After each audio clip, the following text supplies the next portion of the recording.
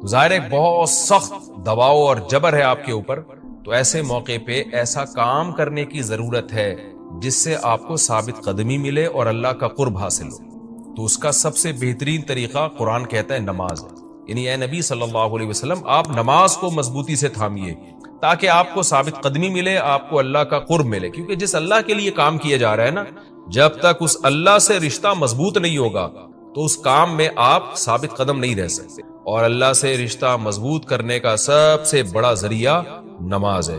اس لیے قرآن کہتا ہے اقیم الصلاۃ، آپ نماز قائم کیجئے، لدلوک الشمس، سورج کے ڈھلنے کے وقت۔ سورج کب ڈھلتا ہے؟ جب بالکل بلندی پہ جا کے ڈھلنا شروع ہوتا ہے تو ظہر کا وقت شروع ہوتا ہے، الی غسق اللیل، رات کے اندھیروں تک، یعنی اس میں 4 نمازیں آ گئیں۔ سورج جب ڈھلتا ہے نا بالکل بلندی پر ہوتا ہے، تھوڑا سا ڈھلتا ہے ظہر کا وقت، مزید ڈھلان پیدا ہوتی ہے عصر کا وقت، مزید ڈھلتا ہے مغرب کا وقت، اور پھر الی غسق اللیل، سورج تو غائب ہو جاتا ہے مغرب کے بعد، پھر رات کے اندھیرے میں یعنی عشاء کا وقت، وقرآن الفجر، اور فجر کے وقت میں، فجر کی تلاوت کے وقت میں۔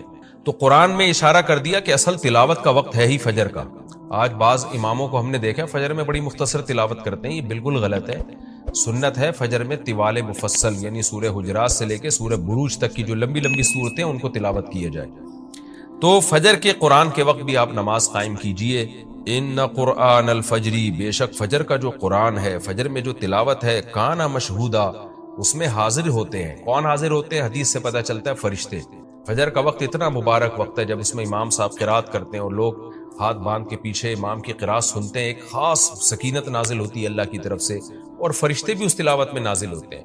صحیح حدیث سے یہ بات ثابت ہے کہ فرشتے جو تبدیل ہوتے ہیں نا، ان کے آنے جانے کا وقت اور فجر اور عصر میں ہے۔ وہ جو فجر میں فرشتے آتے ہیں انسان کی حفاظت کے لیے، لہو معقبات من بین یدیہ ومن خلفہ یحفظونہ من امر اللہ، بہت ساری مخلوق اس کائنات میں ایسی ہے جہاں تک سائنس نہیں پہنچی، اور ہو سکتا ہے قیامت تک پہنچ ہی نہ سکے، وہ انسان کی عقل سے بالاتر ہے وہ مخلوق، اور یہ بھی ممکن ہے پہنچ جائے سائنس ترقی کر کے۔ وہ مخلوق انسان کو نقصان پہنچانے کی کوشش کرتی ہے، تو اس مخلوق سے بچانے کے لیے، جن میں جنات ہیں سر فہرست، ان سے بچانے کے لیے اللہ نے فرشتوں کا انتظام کیا ہے۔ تو حدیث میں آتا ہے صبح و شام، قرآن سے بھی یہ بات ثابت ہے، صبح و شام فرشتوں کی باریاں چینج ہوتی ہیں اور وہ ہماری حفاظت کے لیے اللہ کی طرف سے متعین ہوتے ہیں۔ تو ان کی جو حاضری ہے ان فرشتوں کی، وہ فجر کے وقت میں ہوتی ہے۔ اور یہ بھی حدیث سے ثابت ہے کہ بہت سے فرشتے صرف تلاوت سننے کے لیے زمین پہ اترتے ہیں۔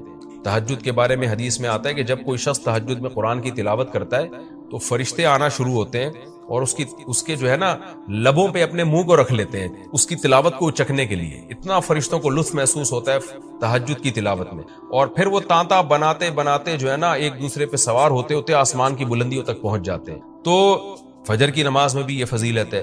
تو آگے اللہ فرماتے ہیں کہ اللہ نے فجر کی نماز کی فضیلت کو بیان کیا، آگے اللہ فرماتے ہیں وَمِنَ اللَّيْلِ، یہ تو 5 نمازیں ہو گئیں، یہ تو ساری امت پہ فرض ہیں، لیکن رات کے کچھ حصے میں فَتَہَجَّدْ بِهِ کا مطلب اس حصے میں آپ نے تہجد پڑھنی ہے، نافلۃ لک، اے محمد صلی اللہ علیہ وسلم، یہ آپ کے لیے اضافہ ہے۔ کیا مطلب؟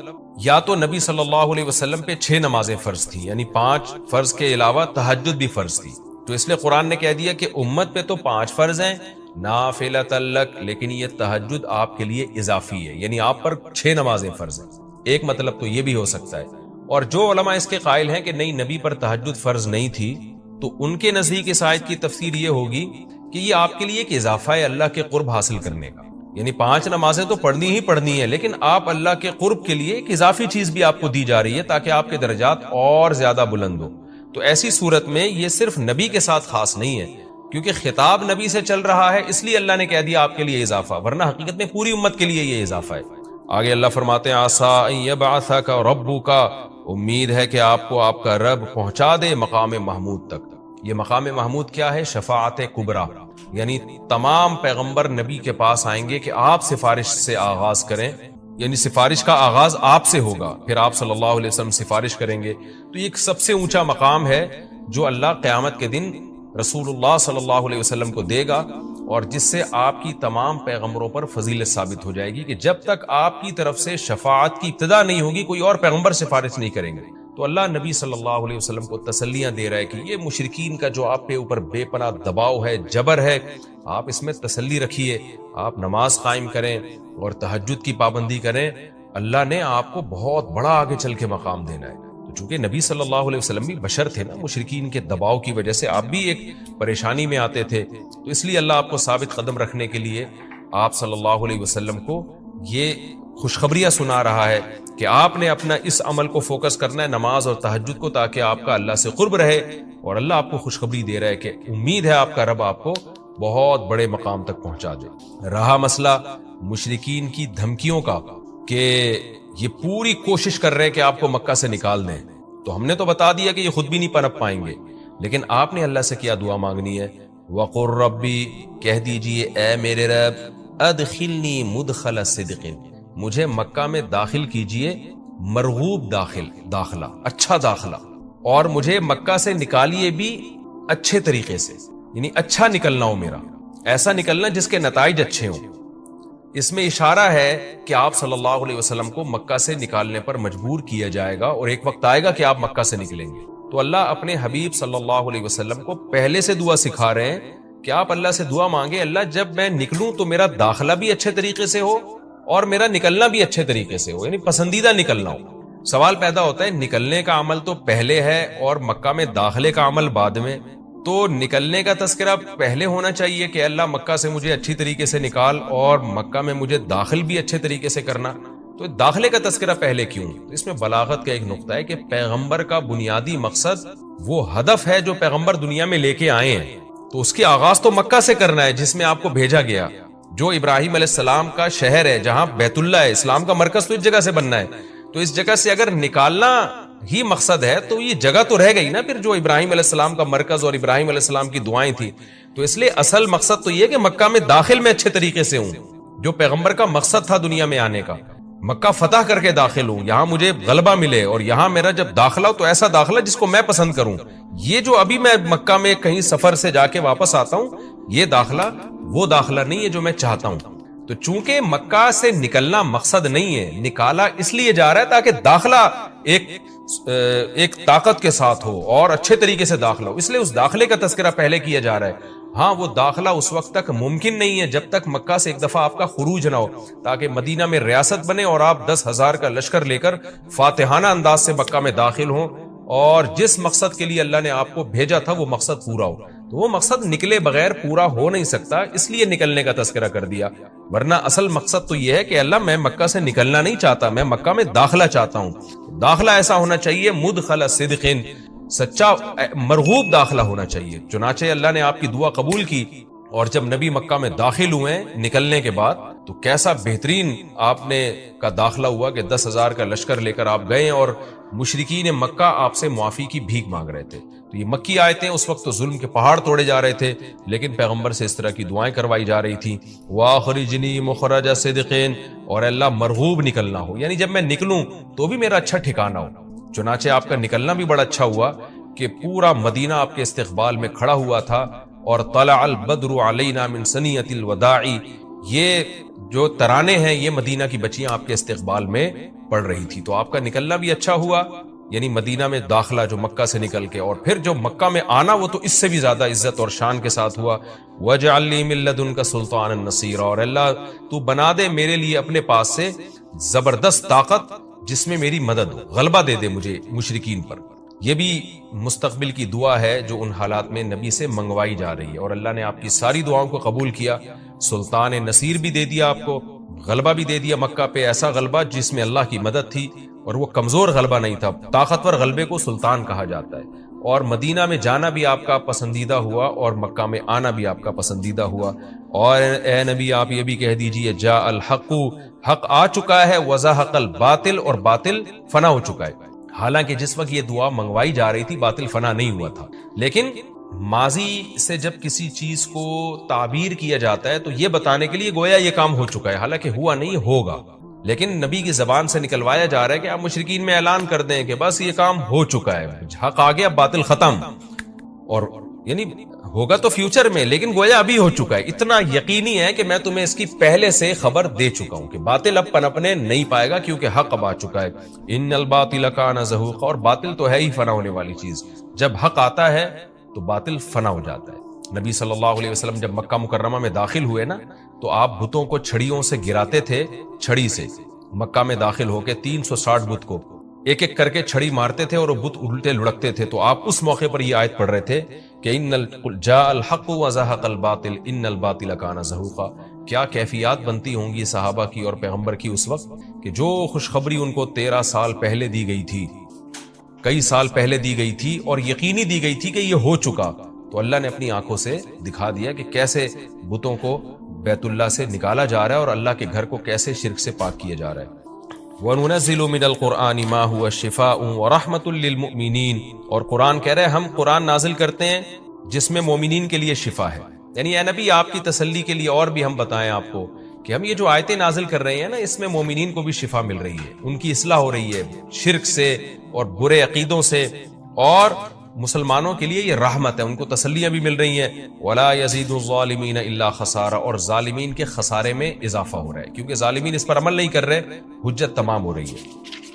وَإِذَا نَمْنَا عَلَى الْإِنسَانِ أَعْرَضَ وَنَأَىٰ بِجَانِبِهِ. قرآن کہتے ہیں ہم جب انسان پر احسان کرتے ہیں تو وہ اعراض کرتا ہے اور اپنے پہلو کو ہٹا دیتا ہے.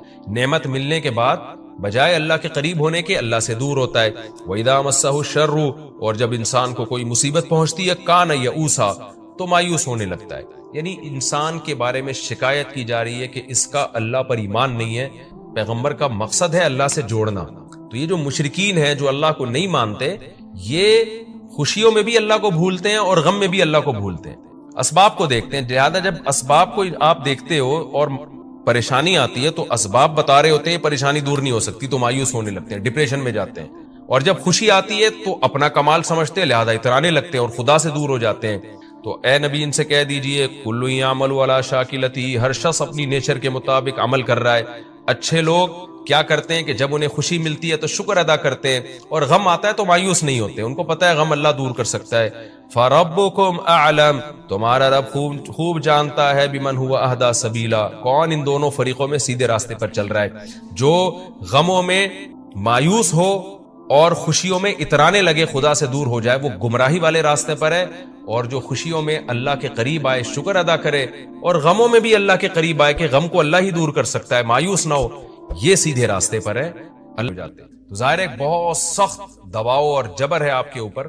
تو ایسے موقع پہ ایسا کام کرنے کی ضرورت ہے جس سے آپ کو ثابت قدمی ملے اور اللہ کا قرب حاصل ہو. تو اس کا سب سے بہترین طریقہ قرآن کہتا ہے نماز.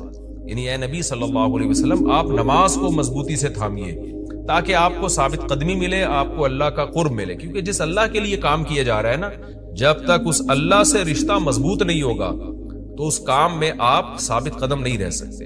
اور اللہ سے رشتہ مضبوط کرنے کا سب سے بڑا ذریعہ نماز ہے. اس لیے قرآن کہتا ہے اقیم الصلاۃ. آپ نماز قائم کیجئے لدلوک الشمس. سورج کے ڈھلنے کے وقت. سورج کب ڈھلتا ہے؟ جب بالکل بلندی پہ جا کے ڈھلنا شروع ہوتا ہے تو ظہر کا وقت شروع ہوتا ہے. الی غسق اللیل. رات کے اندھیروں تک. یعنی اس میں 4 نمازیں آ گئی. سورج جب ڈھلتا ہے نا بالکل بلندی پر ہوتا ہے، تھوڑا سا ڈھلتا ہے ظہر کا وقت، مزید ڈھلان پیدا ہوتی ہے عصر کا وقت، مزید ڈھلتا ہے مغرب کا وقت، اور پھر الی غسق اللیل. سورج تو غائب ہو جاتا ہے مغرب کے بعد، پھر رات کے اندھیرے میں یعنی عشاء کا وقت. وقرآن الفجر. اور فجر کے وقت میں، فجر کی تلاوت کے وقت میں. تو قرآن میں اشارہ کر دیا کہ اصل تلاوت کا وقت ہے ہی فجر کا. آج بعض اماموں کو ہم نے دیکھا فجر میں بڑی مختصر تلاوت کرتے ہیں، یہ بالکل غلط ہے. سنت ہے فجر میں طوال مفصل، یعنی سورہ حجرات سے لے کے سورہ بروج تک کی جو لمبی لمبی صورتیں ان کو تلاوت کیا جائے. تو فجر کے قرآن کے وقت بھی آپ نماز قائم کیجئے. ان قرآن الفجر. بے شک فجر کا جو قرآن ہے، فجر میں جو تلاوت ہے، کان مشہودا. اس میں حاضر ہوتے ہیں. کون حاضر ہوتے ہیں؟ حدیث سے پتہ چلتا ہے فرشتے. فجر کا وقت اتنا مبارک وقت ہے جب اس میں امام صاحب قرات کرتے ہیں اور لوگ ہاتھ باندھ کے پیچھے امام کی قرات سنتے ہیں. ایک خاص سکینت نازل ہوتی ہے اللہ کی طرف سے، اور فرشتے بھی اس تلاوت میں نازل ہوتے ہیں. صحیح حدیث سے یہ بات ثابت ہے کہ فرشتے جو تبدیل ہوتے ہیں نا، ان کے آنے جانے کا وقت اور فجر اور عصر میں ہے. وہ جو فجر میں فرشتے آتے ہیں انسان کی حفاظت کے لیے، لہو معقبات من بین یدیہ ومن خلفہ یحفظونہ من امر اللہ. بہت ساری مخلوق اس کائنات میں ایسی ہے جہاں تک سائنس نہیں پہنچی اور ہو سکتا ہے قیامت تک پہنچ ہی نہ سکے. وہ انسان کی عقل سے بالاتر ہے وہ مخلوق، اور یہ بھی ممکن ہے پہنچ جائے سائنس ترقی کر کے. وہ مخلوق انسان کو نقصان پہنچانے کی کوشش کرتی. تو اس مخلوق سے بچانے کے لیے، جن میں جنات ہیں سر فہرست، ان سے بچانے کے لیے اللہ نے فرشتوں کا انتظام کیا. تو حدیث میں آتا ہے صبح و شام، قرآن سے بھی یہ بات ثابت ہے، صبح و شام فرشتوں کی باریاں چینج ہوتی ہیں اور وہ ہماری حفاظت کے لیے اللہ کی طرف سے متعین ہوتے ہیں۔ تو ان کی جو حاضری ہے ان فرشتوں کی وہ فجر کے وقت میں ہوتی ہے، اور یہ بھی حدیث سے ثابت ہے کہ بہت سے فرشتے صرف تلاوت سننے کے لیے زمین پہ اترتے ہیں۔ تہجد کے بارے میں حدیث میں آتا ہے کہ جب کوئی شخص تہجد میں قرآن کی تلاوت کرتا ہے تو فرشتے آنا شروع ہوتے ہیں اور اس کے جو ہے نا لبوں پہ اپنے منہ کو رکھ لیتے ہیں اس کی تلاوت کو چکھنے کے لیے۔ اتنا فرشتوں کو لطف محسوس ہوتا ہے تہجد کی تلاوت میں، اور پھر وہ تانتا بناتے بناتے جو ہے نا ایک دوسرے پہ سوار ہوتے ہوتے آسمان کی بلندیوں تک پہنچ جاتے ہیں۔ تو فجر کی نماز میں بھی یہ فضیلت ہے۔ تو آگے اللہ فرماتے ہیں کہ اللہ نے فجر کی نماز کی فضیلت کو بیان کیا، آگے اللہ فرماتے ہیں وَمِنَ اللَّيْلِ، یہ تو 5 نمازیں ہو گئیں، یہ تو ساری امت پہ فرض ہیں، لیکن رات کے کچھ حصے میں فَتَہَجَّدْ بِهِ کا مطلب اس حصے میں آپ نے تہجد پڑھنی ہے، نافلۃ لک، اے محمد صلی اللہ علیہ وسلم، یہ آپ کے لیے اضافہ ہے۔ کیا مطلب؟ یا تو نبی صلی اللہ علیہ وسلم پہ 6 نمازیں فرض تھیں، یعنی 5 فرض کے علاوہ تہجد بھی فرض تھی، تو اس لیے قرآن نے کہہ دیا کہ امت پہ تو 5 فرض ہیں نافلۃ لک، لیکن یہ تہجد آپ کے لیے اضافی ہے، یعنی آپ پر 6 نمازیں فرض ہیں۔ ایک مطلب تو یہ بھی ہو سکتا ہے، اور جو علماء اس کے قائل ہیں کہ نہیں نبی پر تہجد فرض نہیں تھی، تو ان کے نزدیک اس آیت کی تفسیر یہ ہوگی کہ یہ آپ کے لیے ایک اضافہ ہے اللہ کے قرب حاصل کرنے، یعنی 5 نمازیں تو پڑھنی ہی پڑھنی ہے، لیکن آپ اللہ کے قرب کے لیے ایک اضافی چیز بھی آپ کو دی جا رہی ہے تاکہ آپ کے درجات اور زیادہ بلند ہو۔ تو ایسی صورت میں یہ صرف نبی کے ساتھ خاص نہیں ہے، کیونکہ خطاب نبی سے چل رہا ہے، اس لیے اللہ نے کہہ دیا آپ کے لیے اضافہ، ورنہ حقیقت میں پوری امت کے لیے یہ اضافہ ہے۔ آگے اللہ فرماتے ہیں عَسَىٰ أَن يَبْعَثَكَ رَبُّكَ، امید ہے کہ آپ کو آپ کا رب پہنچا دے مقام محمود تک۔ یہ مقام محمود کیا ہے؟ شفاعت کبریٰ، یعنی تمام پیغمبر نبی کے پاس آئیں گے کہ آپ سفارش سے آغاز کریں، یعنی سفارش کا آغاز آپ سے ہوگا، پھر آپ صلی اللہ علیہ وسلم سفارش کریں گے۔ تو یہ ایک سب سے اونچا مقام ہے جو اللہ قیامت کے دن رسول اللہ صلی اللہ علیہ وسلم کو دے گا، اور جس سے آپ کی تمام پیغمبروں پر فضیلت ثابت ہو جائے گی کہ جب تک آپ کی طرف سے شفاعت کی ابتدا نہیں ہوگی کوئی اور پیغمبر سفارش نہیں کریں گے۔ تو اللہ نبی صلی اللہ علیہ وسلم کو تسلیاں دے رہا ہے کہ یہ مشرکین کا جو آپ کے اوپر بے پناہ دباؤ ہے، جبر ہے، آپ اس میں تسلی رکھیے، آپ نماز قائم کریں اور تہجد کی پابندی کریں، اللہ نے آپ کو بہت بڑا آگے چل کے مقام دے۔ تو چونکہ نبی صلی اللہ علیہ وسلم بھی بشر تھے نا، مشرکین کے دباؤ کی وجہ سے آپ بھی ایک پریشانی میں آتے تھے، تو اس لیے اللہ آپ کو ثابت قدم رکھنے کے لیے آپ صلی اللہ علیہ وسلم کو یہ خوشخبریاں سنا رہا ہے کہ آپ نے اپنا اس عمل کو فوکس کرنا ہے، نماز اور تہجد کو، تاکہ آپ کا اللہ سے قرب رہے، اور اللہ آپ کو خوشخبری دے رہا ہے کہ امید ہے آپ کا رب آپ کو بہت بڑے مقام تک پہنچا دے۔ رہا مسئلہ مشرکین کی دھمکیوں کا کہ یہ پوری کوشش کر رہے ہیں کہ آپ کو مکہ سے نکال دیں، تو ہم نے تو بتا دیا کہ یہ خود بھی نہیں پنپ پائیں گے، لیکن آپ نے اللہ سے کیا دعا مانگنی ہے؟ وَقُلْ رَبِّ، کہہ دیجئے اے میرے رب، ادخلنی مدخل صدق، مجھے مکہ میں داخل کیجئے مرغوب داخلہ، اچھا داخلہ، اور مجھے مکہ سے نکالیے بھی اچھے طریقے سے، یعنی اچھا نکلنا ہو میرا، ایسا نکلنا جس کے نتائج اچھے ہوں۔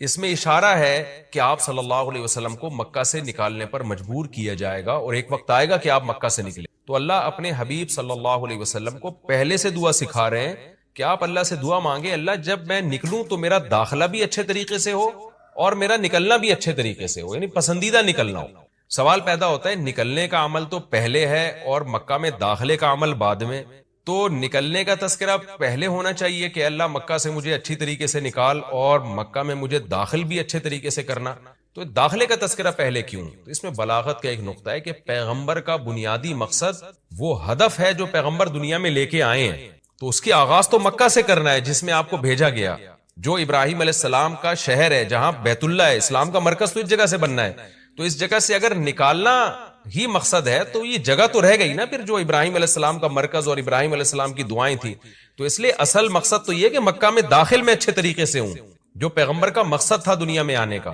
مکہ فتح کر کے داخل ہوں، یہاں مجھے غلبہ ملے، اور یہاں میرا جب داخلہ ہو تو ایسا داخلہ جس کو میں پسند کروں۔ یہ جو ابھی میں مکہ میں کہیں سفر سے جا کے واپس آتا ہوں، یہ داخلہ وہ داخلہ نہیں ہے جو میں چاہتا ہوں۔ تو چونکہ مکہ سے نکلنا مقصد نہیں ہے، نکالا اس لیے جا رہا ہے تاکہ داخلہ ایک طاقت کے ساتھ ہو اور اچھے طریقے سے داخلہ ہو، اس لیے اس داخلے کا تذکرہ پہلے کیا جا رہا ہے۔ ہاں وہ داخلہ اس وقت تک ممکن نہیں ہے جب تک مکہ سے ایک دفعہ آپ کا خروج نہ ہو، تاکہ مدینہ میں ریاست بنے اور آپ 10,000 کا لشکر لے کر فاتحانہ انداز سے مکہ میں داخل ہوں اور جس مقصد کے لیے اللہ نے آپ کو بھیجا تھا وہ مقصد پورا ہو. تو وہ مقصد نکلے بغیر پورا ہو نہیں سکتا، اس لیے نکلنے کا تذکرہ کر دیا. ورنہ اصل مقصد تو یہ ہے کہ اللہ میں مکہ سے نکلنا نہیں چاہتا، میں مکہ میں داخلہ چاہتا ہوں.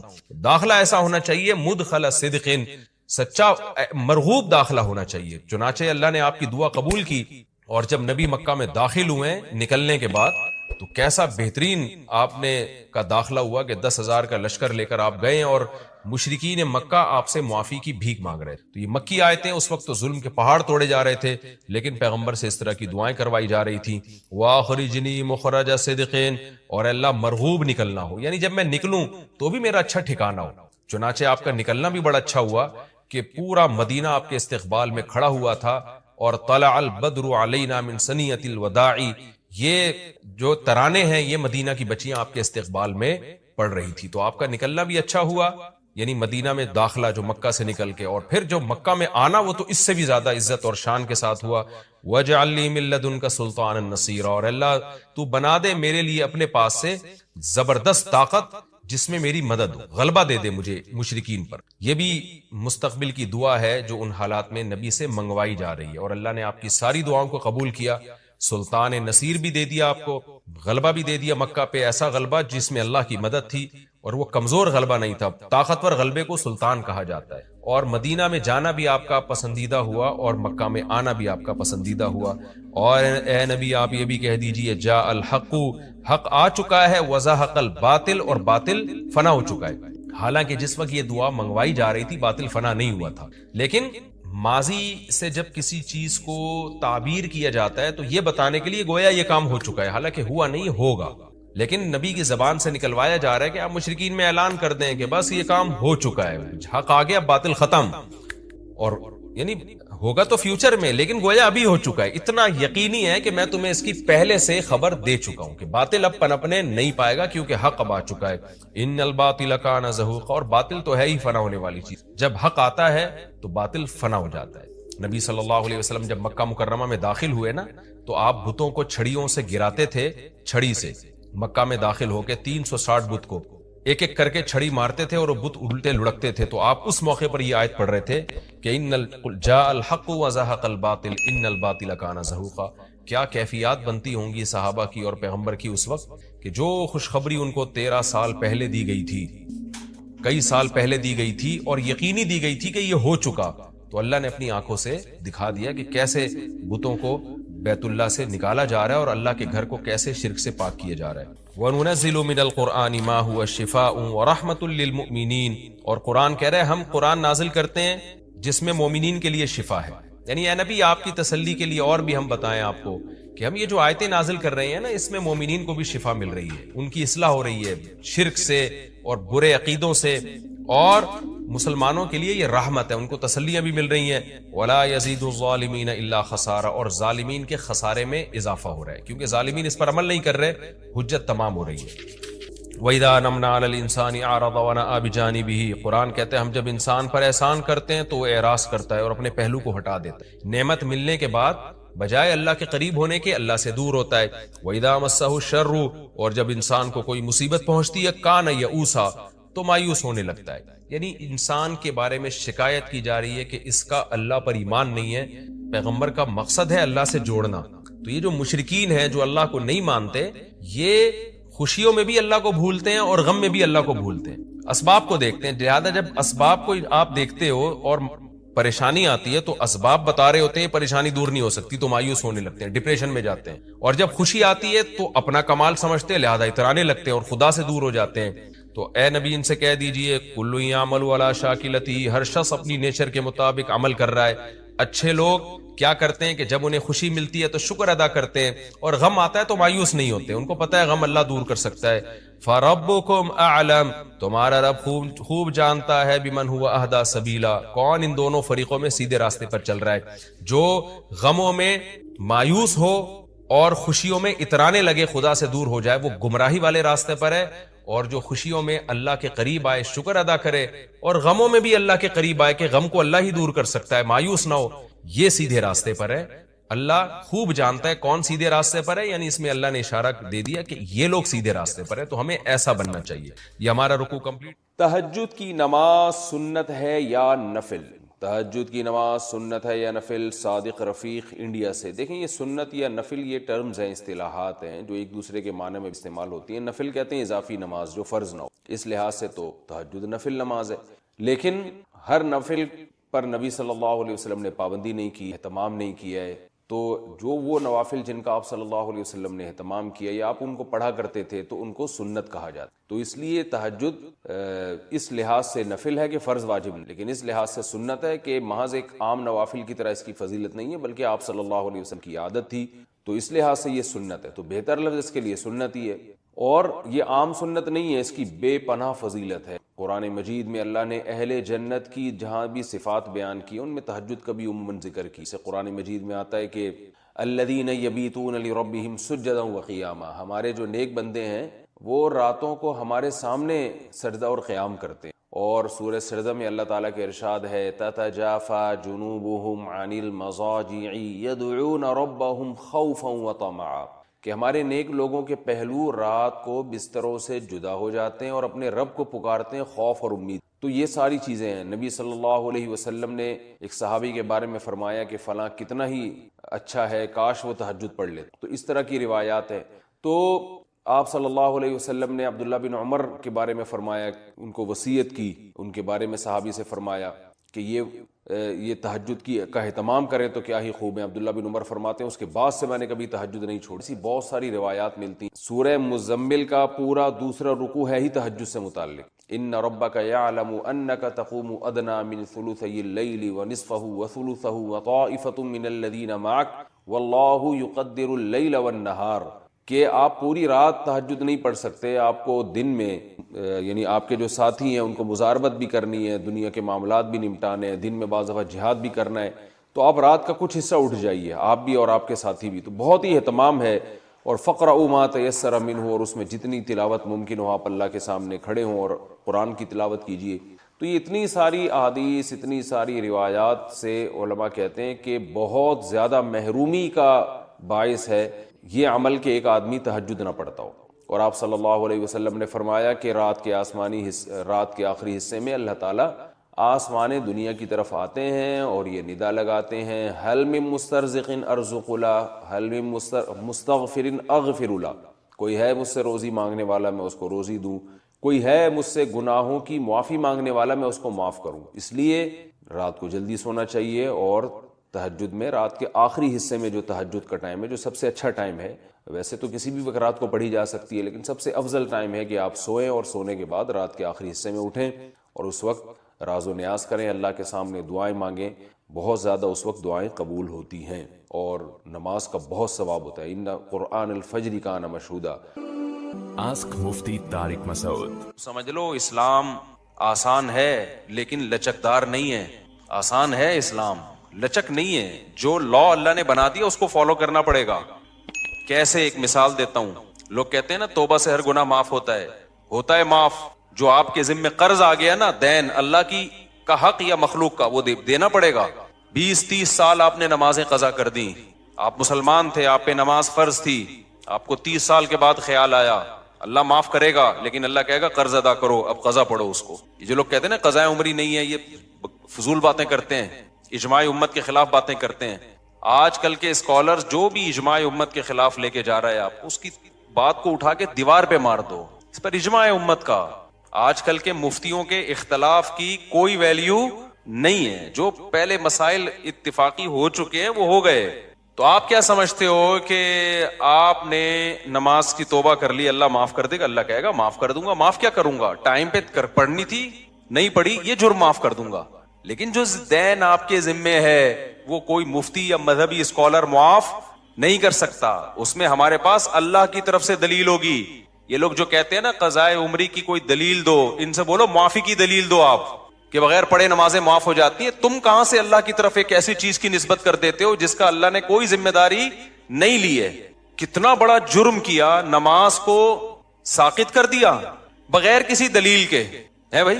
دیکھو جس کا حق ہے اس کو حق ہے نا کہ وہ ساقط کر دے۔ مثال سے بات سمجھاتا ہوں۔ آپ نے مجھ سے 1 لاکھ روپے لیے اور پی گئے، آپ نے کہا تھا 1 مہینے بعد دوں گا۔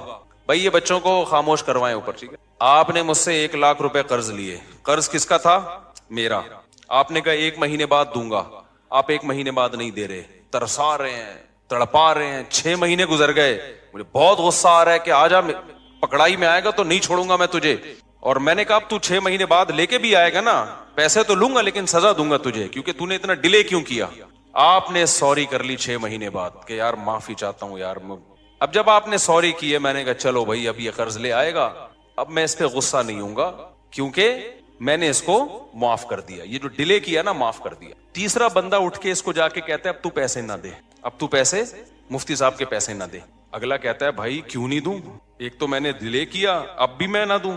تو وہ اگلا بندہ کہتا ہے بھائی اس کی کیا دلیل ہے کہ تیرے ذمے مفتی صاحب کے پیسے ہیں, اس پہ کوئی حدیث, اس پہ کوئی قرآن کی آیت کہ تو نے ابھی بھی دینے ہیں. تو یہ سمجھدار ہوگا تو کیا کہے گا, بھائی یہ معاف کرنے کا حق اس کو ہے جس نے پیسے دیے ہیں, یہ تھرڈ پرسن کو بولو نہیں. تو اگر مفتی صاحب نے ایسی کوئی بات کہی ہے کہ جو ڈیلے کر دے گا تو میں معافی کر دوں گا, یعنی جو ٹائم پہ میرا قرضہ نہیں دے گا نا, اب اس کو میری طرف سے یہ سہولت ہے کہ صرف توبہ کر لے, قرضہ بھی ختم. اس سے بڑا مفتی دنیا میں کوئی بیوقوف دیکھا آپ نے جو کہے کہ جس نے میرے پیسے ٹائم پہ نہیں دیے اب وہ صرف سوری کرے گا, صرف سوری کرے گا تو وہ پورا ہی اڑا دوں گا میں اس سے قرضہ. تو اگر یہ سامنے والا جو 1,00,000 روپے کھا کے بیٹھا ہوا ہے نا, یہ 2 نمبر ہوگا نا, تو ان مذہبی اسکالر کی باتیں اس کو فوراً سمجھ میں آئیں گی جو یہ کہہ رہے ہیں کہ نہ دو. لیکن 1 نمبر ہوگا نا تو وہ کہے گا اس کی کیا دلیل ہے کہ جس کا حق تھا اس نے معاف کر دیا ہے, اس کی دلیل. مفتی صاحب سے کوئی تحریر لے کر آؤ. قضائے عمری کے ساتھ یہی حشر کیا ہے آج کل کے مذہبی اسکالرز نے, اور آج کل کے مذہبی اسکالرز کو جنہوں نے اپنا باپ بنا لیا ہے ائمہ مجتہدین کو چھوڑ کر, ان لوگوں نے بھی یہی حشر کیا ہے. اللہ میاں نے کہا تھا نماز قائم کرو, فجر کی نماز فجر کے ٹائم پہ ہونی چاہیے, ظہر کی ظہر کے ٹائم پہ ہونی چاہیے. لوگوں نے کیا کیا, نہیں قائم کی, قضا کرتے رہے, 10 سال تک قضا کر کے اپنے اوپر ایک بوجھ کھڑا کر لیا. تو آپ کو خیال آیا کہ یار میں نے بہت بڑا جرم کیا, 10 سال نمازیں نہیں پڑھی, میں توبہ استغفار کروں. آج کل کے جو مذہبی اسکالر قرآن و سنت کے نام پہ جو بیوقوف بناتے ہیں, جن کو قرآن و سنت کے علاوہ سب کچھ آتا ہے, سینس تو ہے ہی نہیں. میں بار بار کہتا ہوں یہ جو آج کل کے مذہبی اسکالر تمہیں مجتہدین سے ہٹا رہے ہیں نا قرآن و سنت کے نام پہ, خدا کی قسم یہ قرآن و سنت میں نہیں لے کر آ رہے, یہ اپنا منجن بیچ رہے ہیں. قرآن و سنت جو ایکسپلین پہلے ہو چکا ہے نا وہ اوتھینٹک ہے, وہ مستند ہے. آج کل کے تلوں میں تیل نہیں ہے ان اسکالرز میں, یہ اتحاد امت کے نام پہ اپنا منجن بیچ رہے ہیں. تو انہوں نے کیا کیا, 10 سال ایک آدمی نے نماز نہیں پڑھی, اتنا بڑا جرم کیا, اللہ کا قرض اس کے اوپر. حدیث میں آتا ہے دین اللہ احق ان یقضا, اللہ کا قرض سب سے زیادہ اس لائق ہے کہ وہ ادا کیا جائے. آپ نے اللہ کا قرض اپنے اوپر لاد دیا. اب آج کل کے اسکالر میں سے کوئی اسکالر اٹھا, اس نے کہا کہ صرف سوری کر لو اللہ تعالیٰ سے, یہ 10 سال کی نمازیں کیا ہو جائیں گی, معاف. جب آپ ریلائبل مفتیان کرام کے پاس گئے, انہوں نے کہا بھائی سوری کرنے سے یہ جرم معاف ہو جائے گا کہ آپ نے 10 سال تک پڑھی کیوں نہیں ہے, لیکن اللہ کا قرضہ معاف نہیں ہوگا. تو وہ اسکالر جو نام نہاد اسکالر ہیں, انہوں نے کہا اس کی کیا دلیل ہے کہ معاف نہیں ہوگا, ہے بھائی اس کی کیا دلیل ہے کہ معاف نہیں ہوگا. حالانکہ دلیل اس کی ہونی چاہیے کہ معاف ہو گیا ہے. کہ مفتی صاحب سے پوچھ کے آؤ کہ اس کی کیا دلیل ہے کہ وہ 10 سال کی نمازیں معاف نہیں ہوں گی. مفتی اگر مفتی ہوگا تو کہے گا اس لیے کہ ہمارے پاس اس کی کوئی دلیل نہیں ملتی کہ اللہ نے وہ نمازیں معاف کر دی ہیں. لہذا جو اسکالر یہ بات کر رہا ہے نا, مفتی کہے گا کہ اس سے پوچھ کے آؤ کہ اس کی کیا دلیل ہے کہ سوری سے وہ ساری نمازیں ذمے سے ساقط ہو جاتی ہیں توبہ کرنے سے. کیونکہ تمہارے پاس کوئی دلیل نہیں ہے کہ اللہ نے وہ معاف کر دی ہیں, تو تم اللہ کی طرف اس بات کی نسبت کیوں کر رہے ہو جو اللہ نے کہی نہیں ہے. کہاں اللہ نے لکھا ہے کہ جان بوجھ کر نماز چھوڑ دو گے تو میں نمازی ذمے سے ساقط کر دوں گا؟ کہیں لکھا ہوا ہے یہ؟ بولو بھائی کیا ہو گیا؟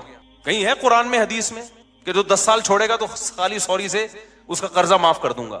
آپ خود قانون ساز بن گئے ہو. لوگ کہتے ہیں کہ جی حرج بہت ہے 10 سال کی نمازیں پڑھنے میں, اور اسلام میں تنگی نہیں ہے. حرج جب ہے جب 10 سال کی نمازیں ایک دن میں ہو. 10 سال کی نمازیں 10 سال میں کر لو بھائی. 1 کروڑ روپے لے کے کوئی بندہ پی گیا نا, روزانہ پیسے لے رہا تھا بٹوے سے نکال کے, کھربوں روپے جمع ہو گئے. تو جب تک جس کے پیسے چرائے ہیں وہ معاف نہ کرے اور آپ کے پاس دلیل نہ ہو کہ اس نے معاف کر دی ہیں, کیا وہ کروڑوں روپے معاف ہوں گے اس بیس پہ کہ یہ حرج ہے ان کروڑوں کے ادا کرنے میں؟ کورٹ یہ کہہ دے گی کہ بھائی تھوڑے تھوڑے کر کے پے کر دو, ایک دم نہ دو. ذمے سے ساقط کر دینا یہ آج کل کے مذہبی اسکالر کی بہت بڑی جرت ہے, جو انہوں نے کس کی طرف نسبت کر دی؟ بغیر کسی دلیل کے کس کی طرف نسبت کر دی؟ اللہ کی طرف. اور ایسے جاہل ہیں مطالبہ ہم سے کرتے ہیں کہ قرآن حدیث سے دلیل لے کر آؤ کہ 10 سال کی نمازیں قضا کرنا لازم ہے. بھائی جس نے معاف کی ہیں آپ اس سے دلیل لے کر آؤ. کہاں اللہ نے لکھا ہے کہ میں نے معاف کر دی؟ قرضہ اللہ کا ہے اور معاف کون کر رہے ہیں؟ آج کل کے اسکالر. خوف بھی نہیں آتا خدا کا ان لوگوں کو, شرم بھی نہیں آتی. سمجھتے ہو کہ نہیں سمجھتے ہو؟ اور جب میں جذباتی ہوتا ہوں نا تو آج کل کے کچھ اسکالرز نے میرے خلاف مضمون لکھنا شروع کر دیا. مفتی صاحب کچھ ٹاپکس ایسے ہیں جس میں اعتدال سے ہٹ جاتے ہیں. ایسے مضامین اب بعض لوگوں نے میرے بارے میں لکھنا شروع کر دیے. یعنی یہ وہ لوگ ہیں جو میرے معتقد ہیں لیکن کہتے ہیں کچھ ٹاپکس ایسے ہیں جس میں مفتی صاحب حد اعتدال سے بولو ہٹ جاتے. ایک عاملوں کے بارے میں مفتی صاحب حد اعتدال سے تجاوز کر لے, سارے عامل غلط, یہ تھوڑا مفتی صاحب زیادتی. ایک 3 طلاق کے مسئلے میں میں نے کہا نا کہ اگر کوئی اہل حدیث سے فتویٰ لے کے بیوی کو رکھ لے گا وہ زنا ہی ہے, بیوی حلال نہیں ہوگی. لوگ کہتے ہیں مفتی صاحب یہ تھوڑی کیا ہو رہی ہے, زیادتی. اتنا بھی سختی نہ. میں بتاتا ہوں ابھی. تیسرا یہ مسئلہ قضائے عمری. قضائے عمری ساقط نہیں ہوتی ذمے سے, اجماع امت کے خلاف ہے, یہ کوئی دلیل نہیں ہے. نماز سے بڑھ کر اسلام میں کوئی حکم بولو نہیں ہے. کسی مذہبی اسکالر نے فتویٰ دے دیا نا 10 سال کی نمازیں, اس سے بولو یہ تو نے فرض کی ہیں یا اللہ نے فرض کی ہیں؟ اللہ نے معاف کر دی ہیں, بتا بھائی اس کی کیا دلیل ہے تیرے پاس؟ قرضہ اللہ کا ہے اور معاف کوئی پروفیسر صاحب کر رہے ہیں یا کوئی اسکالر کر رہا ہے آج کا. اور چوتھی عدالتی خلا. میں جب کہتا ہوں نا عدالتی خلا, جو آج کا جو قانون گورنمنٹ میں بنا ہوا ہے یہ بالاجماع باطل ہے. اس پہ بھی کچھ اسکالر نے میرے خلاف لکھنا شروع کر دیا کہ مفتی صاحب خلا کے مسئلے میں بھی ایکچولی تھوڑا سا کیا ہو رہے ہیں, کنٹرول سے باہر. اتنا بھی نہیں ہے. ٹاپک سے ہٹ کے میں تھوڑا ان چاروں کو تھوڑا ایکسپلین کر دوں تاکہ پتہ چلے کہ یہ ایکسٹریم لیول پہ نہیں ہوں, میں اعتدال پہ ہوں. دیکھو اعتدال کسے کہتے ہیں؟ جو چیز جیسی ہے اس کو ویسا رکھنا. ایک چیز کالی ہے نا, ایک آدمی کہہ رہا ہے یہ سفید ہے, میں کہوں یہ دھک کالی ہے بھائی, اتنی کالی ہے کہ اندھیرے میں نظر ہی نہیں آئے گی. لوگ کہیں مفتی صاحب تھوڑا اعتدال سے کام لیں. وہ جب کہہ رہا ہے سفید ہے, آپ جب کہہ رہے ہیں کہ کالی ہے, تو بیچ کا کوئی پیلا رنگ کہتے ہیں آپ اس کو, تو یہ اعتدال ہوگا یہ جھوٹ ہوگا؟ بھائی جب 100% بلیک ہے, کسی بھی زاویے سے دیکھو بلیک ہے, تو اس کو بلیک کہنا ہی اعتدال ہے. تو یہ جو خلا کا مسئلہ ہے نا, خلا کا ابھی ایک نیا کلپ آیا ہے کہ میرے خلاف پھر کسی نے, پرانی عادت ہے ان کو چین نہیں آتا جب تک میری ویڈیو لگا کے ری ایکشن نہ کرے نا. تو میں نے یہ عدالتی خلا کا کہا یہ جھوٹ ہے, بکواس ہے. اس کی بیس پہ اگر کوئی عورت کہیں اور نکاح کرتی ہے وہ زنا ہے, وہ نکاح نہیں ہے. چند کنڈیشن ایسی ہیں جس میں ہم اس خلا کو معتبر مانتے ہیں, وہ ہیں, وہ تو میں بتا چکا ہوں. چند کنڈیشن ایسی ہیں, لیکن علی الاطلاق کورٹ کے پاس یہ حق ہو جائے کہ عورت جب جائے کورٹ اس کو خلا کی ڈگری پکڑا دے.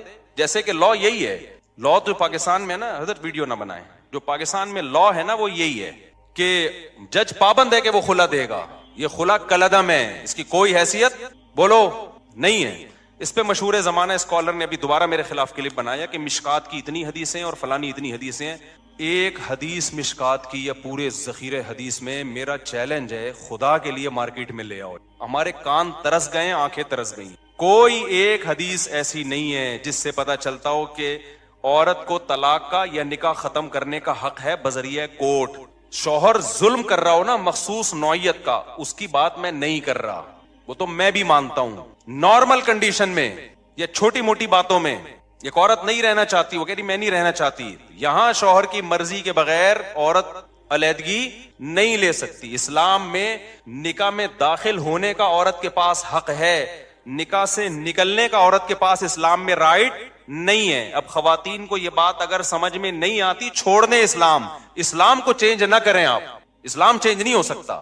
سمجھ میں آ رہی ہے بات کہ نہیں آ رہی؟ آپ چھوڑ دیں بھائی, ہمیں یہ اسلام میں لگتا ہے یہ ظلم ہے عورت کے اوپر, تو نہ لاؤ, آپ جاؤ کسی ہندو سے شادی کرو. آپ اس کے پاس, ان کے پاس ہر وقت حق ہے بھائی, جیسے ہندو خود طلاق دے سکتا ہے, عورت بھی جب چاہے عدالت سے خلا لے سکتی ہے. اسلام میں ایسا ہی ہے. کوئی اسکالر یہ بات کرتا ہے نا کہ نہیں ایسا نہیں ہے, تو آپ میرے سامنے بٹھا دیں اس کو, آن لائن لے آئیں اس کو, مشہور آدمی ہو, اور آڑا ترچھا مشہور ہونے کے لیے بعض دفعہ آ جاتا ہے, تو میں بتاؤں گا مشکات میں کتنی حدیثیں ہیں, بخاری میں کتنی حدیثیں ہیں, وہ سارے میں ان کمبختوں کو ترجمے تک نہیں آتے ہیں حدیثوں کے. اگر عورت کے پاس بھی یہ رائٹ ہوتا ہے نا, کامن سینس بھی کوئی چیز ہوتی ہے. قرآن حدیث تو پہلے کامن سینس ہوگی تو قرآن حدیث سمجھ میں آئے گا نا. کامن سینس ہی نہیں ہے, قرآن حدیث تو ویسے ہی نہیں ان بیچاروں کے پاس, اور کامن سینس بھی نہیں ہے. اور وہ آج کل ہمیں بتا رہے کہ ابو حنیفہ امام شافعی کو فالو نہ کرو, ان لوگوں کو فالو کرو. کامن سینس کیا کہتی ہے کہ میاں بیوی میں اور گرل فرینڈ بوائے فرینڈ میں فرق کیا رہ جائے گا اگر عورت کے پاس بھی طلاق کا حق حاصل ہو جائے؟ فرق کیا رہ جائے گا؟ ارے میاں بیوی میں بوائے فرینڈ اور گرل فرینڈ میں جب دونوں چاہیں بریک اپ ہو سکتا ہے کہ نہیں ہو سکتا؟ بولو نا. دونوں جب چاہیں ایک دوسرے کو چھوڑ دیں تو پھر یہ میاں بیوی کے تکلف کی کیا ضرورت ہے؟ فرق صرف اتنا ہو جائے گا کہ گرل فرینڈ بوائے فرینڈ میں عورت ٹاٹا کر کے ویسے ہی چلی جاتی ہے, یہاں کورٹ سے کہے گی مجھے ٹاٹا کروا دو, کورٹ اس کو پکا ٹھپا لگا کے ڈگری دے دے گی. گرل فرینڈ میں تو پکا ٹھپا بھی نہیں لگتا, یہاں تو پکا ٹھپا لگ جائے گا. گرل فرینڈ بوائے فرینڈ اور میاں بیوی کا فرق ہی ختم ہو جائے گا. اتنی سینس اس بے وقوفوں میں نہیں ہے, اور یہ ہمارے باپ بنے ہوئے ہیں, ملین سبسکرائبر لے کے بیٹھے ہوئے ہیں یہ لوگ. میں تو کہتا ہوں یہ اس قوم کے ساتھ صحیح ہو رہا ہے. جیسے سیاسی حکمران جب کوٹتے ہیں نا میں پکڑ کے, صحیح کوٹتے ہیں بھائی, ووٹ کس نے دیا تھا؟ ووٹ بھی تو میں اور آپ ہی دیتے ہیں نا. تو یہ جو مذہبی اسکالر منجن بیچ رہے ہیں نا اور الو بنا رہے ہیں آپ, یہ بالکل صحیح ہو رہا ہے آپ لوگوں کے ساتھ, کیونکہ آپ نے قرآن و سنت کو سمجھنے کے لیے ابو حنیفہ پہ اعتماد نہیں کیا. آپ کو لگا وہ بیچاروں کو کچھ بھی نہیں آتا تھا, جو تابعین تبع تابعین کے دور کے لوگ تھے, آپ کو خیر وہ بیچارے منجن بیچ کے چلے گئے. آپ نے امام شافعی پہ اعتماد نہیں کیا جن کو کروڑوں لوگوں نے فالو کیا ہے, آپ نے کہا ان کو نہیں پتا تھا. آپ نے امام مالک پہ اعتماد نہیں کیا, آپ نے امام احمد بن حنبل پہ اعتماد نہیں کیا. جب اتنے بڑے بڑے فقہا پہ آپ نے اعتماد نہیں کیا تو اللہ نے آپ کو ان منجنوں کے حوالے کر دیا ہے کہ یہ منجن بیچیں گے اور تم کیا کرو گے, ان سے مسائل پوچھو گے. تو میں بہت کانفیڈنٹلی یہ کہتا ہوں یہ خلا کالعدم ہے, اس کی کوئی 2 ٹکے کی حیثیت نہیں ہے. جج اپنی بیوی کو طلاق دے سکتا ہے, کسی اور کی بیوی پہ اللہ نے جج کو اختیارات بولو نا نہیں دیے. اب خواتین کو یہ پسند آئے تو چھوڑ دیں اسلام کو.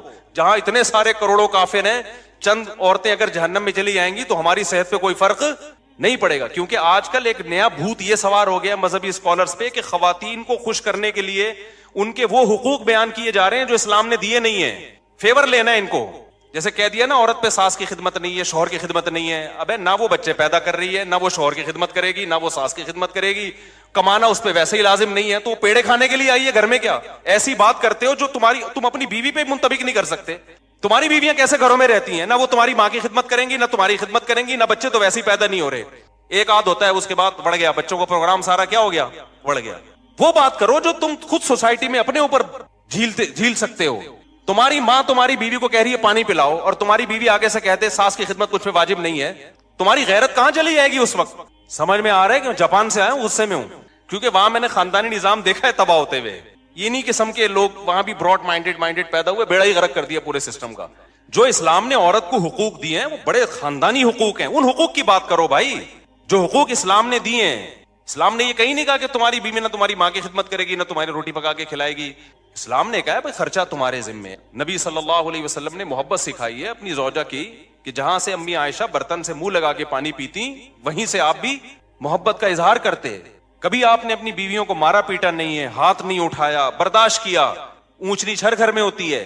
اپنے ساتھ سفر میں لے کے جاتے تھے, دعوت میں لے کے جاتے تھے. یہ حقوق ہیں جو اسلام نے دیے, یہ والے دو بھائی. تم کیا سکھا رہے ہو ان کو کہ جب منہ اٹھائے وہ عدالت میں جاری ہے؟ کیوں عورت نے, اسلام نے عورت کو رائٹ دیا خلا کا. عورت کو جو خلا کا رائٹ دیا ہے, خلا ایک ایگریمنٹ ہے. رائٹ کا مطلب یہ کہ عورت اگر یہ نہیں رہنا چاہتی تو شوہر سے ڈیورس کا مطالبہ کر سکتی ہے مہر کی معافی پہ, کہ میں مہر چھوڑتی ہوں مجھے طلاق دے دو. اس مہر چھوڑ کے طلاق لینے کو خلا کہا جاتا ہے. یہ ایگریمنٹ ہے, جب تک شوہر راضی نہیں ہوگا. یہ ایگریمنٹ دونوں طرف سے ہوتا ہے. یہ قرآن سے بھی پتہ چلتا ہے, حدیث سے بھی پتہ چلتا ہے, بخاری مسلم. اور یہ جو اسکالر نے کہہ دیا نا کہ مشکات پر اتنی حدیثیں, میرا چیلنج ہے ایک حدیث آپ ترجمہ کر کے بتا دو جس سے آپ کا والا خلا جو آپ ثابت کرنا چاہتے ہو وہ ثابت ہو جائے. تو میں جب کسی پہ اتنا مضبوط دعویٰ کر رہا ہوں نا تو پھینک نہیں رہا ہوتا میں بیٹھ کے یہاں. سمجھ میں آ رہی ہے بات؟ ایک دوسری بات عاملوں کے بارے میں. ابھی ہمارے ایک دوست ہیں حضرت کیا نام ہے, مجھ سے جونیئر ہیں اگرچہ کافی وہ, لیکن کافی پازیٹیو کام کر رہے ہیں. مفتی رشید احمد خورشید صاحب ہیں مجھ سے کافی جونیئر, لیکن ماشاءاللہ بہت اچھا کام کر رہے ہیں, پازیٹیو.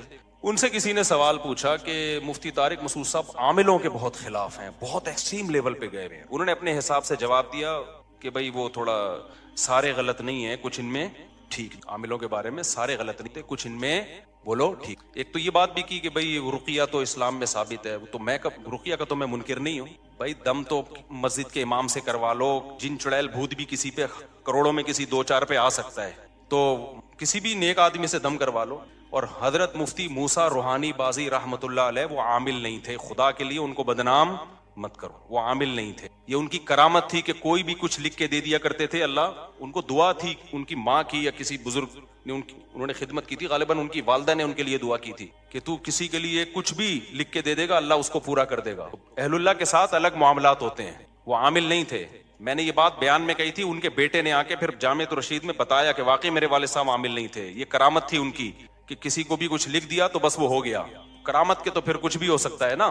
تو یہ جو ان کا بھی بیان آیا, اپنے لحاظ سے انہوں نے ٹھیک کہا, اپنے لحاظ سے, کہ عامل جو ہے ایکچولی کچھ یوں بھی ہوتے ہیں, کچھ 1-8% صحیح بھی ہوتے ہیں, 1% بھی صحیح نہیں. اگر مجھے ایک بندہ عاملوں میں صحیح مل جائے نا, میں عجائب گھر میں رکھواؤں گا, 1 کروڑ روپے کا ٹکٹ لگاؤ اس کے اوپر, کیونکہ ایسی چیزیں مارکیٹ میں آپ کہہ سکتے ہیں وہ بھی آپ سے جونیئر ہیں, اور اچھا آپ خود کہہ رہے ہو کہ بھئی جامعہ کے ٹیچر ہیں, استاذ ہیں, تو کیا وہ غلط بول رہے ہیں؟ وہ غلط بول.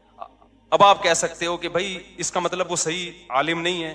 بھائی اس کا علم دین سے تعلق نہیں ہے, سمجھ رہے ہو؟ علماء سے وہ چیزیں پوچھیں جن کا دین کے علم سے تعلق ہے. نکاح طلاق کے مسائل, وراثت کے مسائل, عامل صحیح ہوتے ہیں غلط ہوتے ہیں, یہ قرآن و سنت کا مسئلہ نہیں ہے, یہ مشاہدے کا مسئلہ ہے.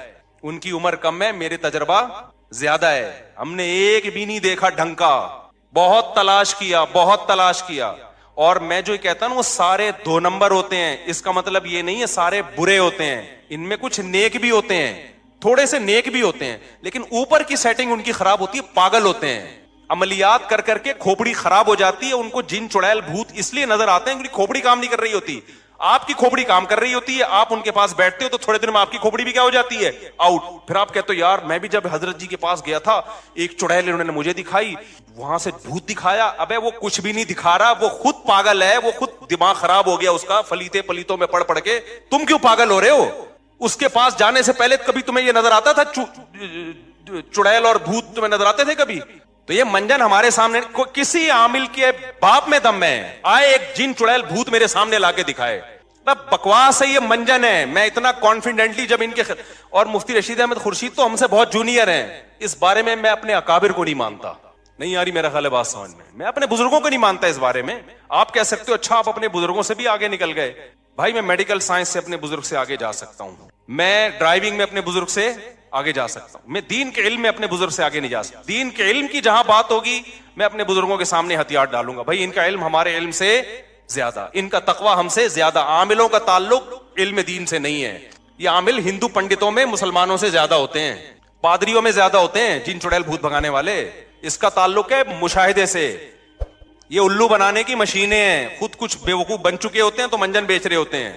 تو یہ کانفیڈنٹلی کہہ رہا ہوں میں, کانفیڈنٹلی. ایسا نہیں ہے کہ ہوائی ایک دم صبح اٹھا تو عاملوں کے خلاف تقریر شروع کر دی. کوئی بھی ڈھنگ کا نہیں ہے, ان سے دور رکھو اپنے آپ کو. اور اگر نہیں رکھا نا تم نے, باتوں میں آ گئے کہ جی وہ حضرت جی ان کے, ابے میں نے بڑے بڑے بزرگوں کو دیکھا ہے کہ ان لوگوں نے الو بنایا ہے. مفتی رشید احمد خورشید تو بیچارے ابھی نئے نئے آئے ہیں مارکیٹ میں. ہم نے بڑے بڑے بزرگوں کو دیکھا ہے, ان عاملوں نے ان کو الو بنا دیا. میں بزرگوں کا نام لینا مناسب نہیں سمجھتا, وہ پھر بے ادبی ہے. ورنہ بڑے بڑے بزرگوں کو ان لوگوں نے الو بنایا. آپ کس کھیت کی مولی ہو؟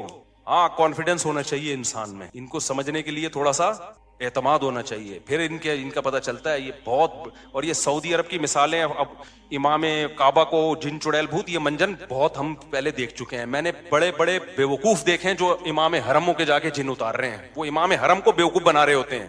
آپ کہہ سکتے ہو وہ امام حرم بھی بیوقوف بن گئے. تو بھائی جب ان کی فیلڈ نہیں ہے تو بن سکتے ہیں وہ. یہ ہو نہیں سکتا کوئی ڈاکٹر امام حرم کو غلط ٹیکا لگا کے آ جائے. اس کا امام حرم سے کیا تعلق ہے؟ بھائی ڈاکٹر فراڈی تھا, اس نے غلط ٹیکا لگا دیا, یا اناڑی تھا. یعنی عاملوں کا منجن یہ ہر جگہ بک رہا ہے. اور اس میں جہاں بھی مذہبی, میں بھی جاپان گیا نا, وہاں جن چڑیل بھوت بالکل بھی نہیں تھے. مجھے کسی نے بتایا کہ حضرت ایسا نہیں ہے, یہاں بھی ہوتے ہیں. میں نے کہا یہ وہیں ہوتے ہوں گے جہاں ان کے مذہبی رہنما بیٹھتے ہوں گے. انہوں نے کہا بالکل ایسا ہی ہے, کیونکہ وہ بدھسٹ ہے نا. میں نے کہا جو ان کے مندروں میں جاتا ہے نا بدھسٹ, جاپانی سائنسدان جاتا ہوگا عبادت کرنے, اسی پہ جن بھی آئے گا, اسی پہ بھوت بھی, اسی پہ جاپانی چڑیلیں.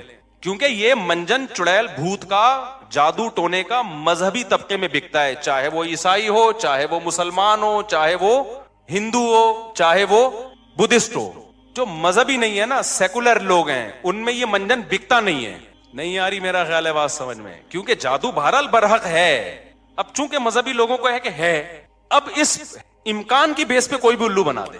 مثال کے طور پر ایک بیماری ہے جس کا وجود ہی نہیں ہے, اس میں الو بنانا مشکل کام ہے. ایک بیماری ہے جو کروڑوں میں کسی ایک کو ہو سکتی ہے, اس میں ہو سکنے کی بیس پہ الو بنانا آسان ہو گیا کہ نہیں ہو گیا؟ تو اس بیس پہ کہ بھائی نبی پہ بھی تو جادو ہو گیا تھا تو فلانے پہ کیوں نہیں ہو؟ ابے فلانے پہ ہو سکنے کی بات نہیں، ہوا ہے کہ نہیں ہوا؟ یہ اس نے کیسے بتا دیا کہ اس پہ جادو ہوا ہے؟ اس کو کیسے پتا چل گیا؟ کوئی بھی اٹھ کے بولتا رہے. تو اس لیے بھائی یہ میں کانفیڈنٹلی بولتا ہوں کہ عامل سارے برے نہیں ہوتے. میں مانتا ہوں کچھ نیک ہوتے ہیں، تھوڑے سے کچھ نیک ہوتے ہیں، لیکن اوپر کی کھوپڑی خدا کی قسم ان کی سیٹ نہیں ہوتی. وہ خود پاگل ہوتے ہیں. کوئی ایک پاگل نہ ہو تو مجھے بتاؤ، یا اگر پاگل نہیں ہے تو فراڈی ہے، پھر وہ بہت بڑا فراڈی ہے.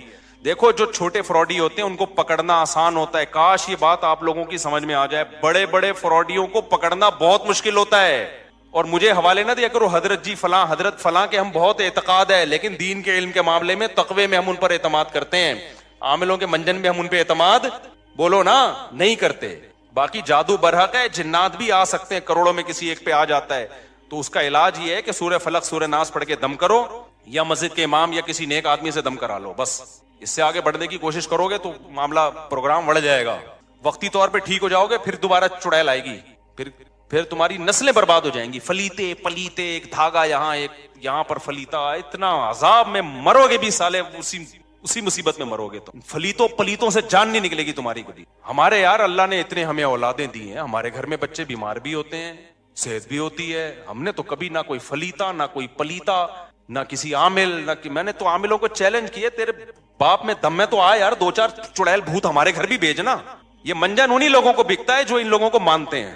اور یہ صرف مسلمانوں میں نہیں ہے، یہ ہندوؤں میں بھی ہیں. یہ مذہبی لوگوں کا منجن ہے. سیکولر لوگ تمام تر عیبوں کے باوجود اس عیب سے بچے ہوئے ہیں. انگریز سیکولر ہے نا، وہ جب راکٹ بھیجتا ہے نا چاند پہ، پھٹ گیا تھا نا ایک دفعہ راکٹ بھیجا تھا. اگر وہ پنڈت جی کے سے دم کروا کے یا کسی مسلم اسکالر سے دم کروا کے بھیجتا نا تو کہتا یہ اس دفعہ کچھ چڑیل نے کچھ اوپر جا کے کی. ان کے سارے سائنسدان بکرے کاٹ رہے ہوتے وہاں بیٹھ کے. انہوں نے دیکھا یار جب تباہی ہوئی ہے تو کوئی نہ کوئی لاجک ہوگی، اس کی لاجک کو تلاش کرو. میاں بیوی کی لڑائیاں ہیں، معاملات صحیح نہیں ہیں. جب لڑائیاں ہو رہی ہیں تو انسان کے بچے بنو نا، دیکھو غلطی کس کی ہے، کون پہلے بدتمیزی سے بات شروع کرتا ہے پھر لڑائی ہوتی ہے. عاملوں نے یہ دھندا ہی سارا ختم کر دیا. عاملوں نے بولا اپنی غلطی کی اصلاح مت کرو، اصل میں تمہاری ساس نے تمہارے اوپر چڑیل بھیجی ہوئی ہے. بجائے اس کے کہ آدمی دیکھے کہ نتائج غلط جو نکل رہے ہیں تو میں ٹھیک ہو جاؤں یا بیگم ٹھیک ہو جائے، وہ اپنے آپ بارے میں سوچے یہ کیوں جھگڑا ہو رہا ہے. نہ بھائی، وہ تعویذ رکھا ہوا ہوگا بیل میں، 15-16 سال پرانی بات ہے. مجھے پتا تھا یہ بہت نالائق ہے نا. لڑ رہے تھے بدتمیز سے دونوں ایک نمبر کے. شادی سے پہلے ہی بدتمیزی میں مشہور تھے. تو ظاہر ہے جب شادی بھی ہو گئی تو پھر تو بدتمیزی انتہا کو پہنچے گی. لڑائی جھگڑے ہی نہیں ختم ہو رہے. لڑکی کا بھائی چلا گیا کسی بزرگ کے پاس. وہ بزرگ بھی ہمارے ہاں بڑے بزرگ سمجھے جاتے ہیں. افسوس تو اس پر ہے نا. میں 2 نمبر عاملوں کے خلاف نہیں بولتا، یہ ذہن میں رکھو. میں 1 نمبر کے خلاف بولتا ہوں. یہ بھی میری بات کو نا غلط لے جاتے ہیں. 2 نمبر تو سب مانتے ہیں 2 نمبر ہیں، جو 1 نمبر ہیں وہ بھی 2 نمبر ہیں. میں ان کے خلاف بول رہا ہوں. کیا کریں، بات سے بات نکل. پہلے یہ سنا دوں نا. تو اس نے بتایا کہ وہ جو ہے نا وہ ہمارے وہ فلاں بزرگ ہیں، انہوں نے کہا ان کے بیل ہے اس میں تعویذ کیا کسی نے. میں نے کہا الو نا، کسی اور کو بنانا، کسی اور کو تمہاری قسمت میں یہ لکھا ہوا ہے کہ تم بجائے اس کے کہ اپنی بہن کو سمجھاؤ جو بدتمیزی کر رہی ہے، یا شوہر کے رشتہ دار میاں کو سمجھائیں کہ اگلا غصے ہوتا ہے تو تھوڑی دیر کے لیے انسان کا بچہ بن جا. گھر تو ایسے ہی چلتا ہے نا. وہ اس کے گھر میں بیل ہی نہیں تھی، اتفاق کی بات یہ. لیکن ایسی اندھی عقیدت ہے نا ان کمبختوں کی، وہ جتنا مردی جھوٹ بول دے. نہیں جی حضرت جی ہیں بنیان کمبخت سونگ سونگ کے عورتوں کے بتا رہے. یہ تو میں 2 نمبروں کی بات کر رہا ہوں. عورتوں کے بنیان سونگ کے بتا رہے ہوتے ہیں کہ اس پہ جن ہے. تمہیں شرم نہیں آتی اپنی عورتوں کے بنیان مردوں غیر مردوں کو سنگھاتے ہو یار؟ اپنا پجامہ سنگھایا کرو جا کے. اس کو کوئی مانگے نا تو اپنی بنیان لے کر بولا یہ میرا انڈر ویئر ہے، یہ اپنی ناک میں گھسیڑ. ان کمبختوں کا علاج ہی ہے. ایک آدمی نے عامل کے ساتھ صحیح کیا تھا. اس نے کہا آپ کے بال چاہیے، اس نے زیر ناف بال لے جا کے دے دیے اس کو. صحیح کیا بالکل. مجھے اچھا نہیں لگ رہا مسجد میں یہ باتیں کرتے ہوئے، لیکن تمہارے دلوں سے میں تمہاری زندگیاں بچانے کے لیے ان کمبختوں کی عقیدت نکالنا چاہتا ہوں. دشمنی تو میں مول رہا ہوں، تمہیں تھوڑی کچھ کہے گا. دشمنی تو میں مول رہا ہوں. تو بات آئی تھی دماغ میں، پتہ نہیں نکل گئی، اتنی خاندانی بات آئی. تو وہ اس نے کہا بیلوں کے اوپر جو ہے نا یہ سارا آج کا جو ٹاپک ہی بڑھ گیا سارا ان عاملوں کے چکر. سارا ٹاپک جو میں کتنا شکر کا اور وہ لے کے چلا تھا، وہ ٹاپک تو بڑھ گئے. یہ بھی ضروری ہے بھائی. ان عاملوں کے مفتی رشید احمد خورشید صاحب ہمارے لیے قابل احترام ہے کائنڈلی، لیکن یہ عاملوں کے بارے میں کسی کی باتوں میں ان دلوں میں تیل نہیں. تو بات اتنی خاندانی تھی یار عامل کے بارے میں. تو کوئی بھی حرم کا امام کا علاج کر رہا ہے، یہ سب منجن میں فلانے کا کیا تو میں ڈمکانے کا تصویریں لگا کے ہاں یاد آ گیا الحمدللہ. دیکھو میرے ساتھ بھی کسی کی تصویریں دیکھو نا کہ میں اس کے لیے دعا کر رہا ہوں، اس کی مسجد میں کھڑے ہو کر اس کے لیے دعا کر رہا ہوں، تو وہ آپ سے اگر چندہ مانگتا ہے تو ان تصویروں کی بیس پہ آپ چندہ بولو مت دو کہ بھئی مفتی صاحب اس کی مسجد میں جا کے دعا. میں نے جب چندے کا بولنا ہوگا تو میں اپنے منہ سے پھوٹوں گا, کیونکہ اس طرح 2 نمبر لوگ بھی مجھے کیش کراتے ہیں. بھائی کہیں بھی مسجد بن رہی میں تو چلا جاؤں گا دعا مانگنے, تو لوگ کہتے ہیں مفتی صاحب اس مسجد میں کھڑے ہوئے تھے تو اس کا مطلب ریلائبل آدمی ہے. نہیں بھائی, اس کا یہ مطلب نہیں ہے. ہو سکتا ہے ریلائبل ہو سکتا ہے 2 نمبر. چند باتیں فراڈی لوگوں کی علامتیں, مذہبی فراڈیوں کی, مذہبی فراڈیوں. غیر مذہبی کی تو وہ تو آپ جانتے ہوگے, جب میں مذہبی لائن کا آدمی ہوں نا. مذہبی فراڈیوں کی چند باتیں. مدرسے کا محتمم بھی ہو اور 4 بیوی ہیں, فوراً احتیاط تو اس سے. اچھا, لوگ مجھے آ کے بتا رہے ہوتے ہیں مفتی صاحب میری 4 وائف ہیں. آپ کو میں یقین سے کہوں, میں فوری طور پر خوش, میں ایک دم سمجھ جاتا ہوں کہ یہ پہلی علامت ہے 2 نمبر ہونے کی. آپ کہو گے یار مفتی صاحب کس طرح کی باتیں کر, وجہ اس کی میں سب سے پہلے پوچھتا ہوں آپ کی سورس آف انکم کیا ہے. بات آ رہی ہے سمجھ, کیونکہ غریب آدمی کو 4 ملتی نہیں, مل سکتی ہیں. میں یہ نہیں کہہ رہا کہ وہ فراڈی ہے, ایسا نہ ہو کہ 4 رکھی ہوئی ہوں تو آپ بولو فراڈی ہے, یہ ضروری نہیں ہے. لیکن محتاط ہو جاتا ہے آدمی کہ یار یہ مل کیسے گئی, کیونکہ ہم نے تو ابھی جا کے ہوئی ہیں ہماری, ہمیں پتا ہے کتنے پاپڑ بیلنے پڑتے ہیں, اور اب ہم مشہور ہو گئے اور مالی لحاظ سے بھی کافی اسٹیبل ہو گئے پہلے کی نسبت, لیکن کیسے مل گئی. لوگ مجھے آ کے بتا رہے ہوتے ہیں پنجاب گیا وہاں میری 4 ہیں. میں ایک دم تھوڑا سا نا ایسے ہوتے, جی آپ کرتے کیا ہیں؟ میرا پراپرٹی کا بزنس ہے. یہ آپ نے بھی اسی پروسیس سے گزرنا ہے. تو پراپرٹی کے لیے بھی تو پہلے کہیں سے پیسہ آیا ہوگا نا, باپ دادا سے چلتا آ رہا ہے یہ بزنس. آپ پھر جب وہ کہتے ہیں نا میرا مدرسہ ہے, تو میں اور بھڑکنے, کیونکہ مدرسہ سے بڑی نوٹ چھاپنے کی مشین اس کائنات میں IMF نے بھی ایجاد, بولو اب چپ کیوں ہو گئے. IMF جو نوٹ چھاپتا ہے نا, جو قرضہ دینے کے لیے, نوٹ تو IMF نہیں چھاپتے نا, نوٹ تو مختلف.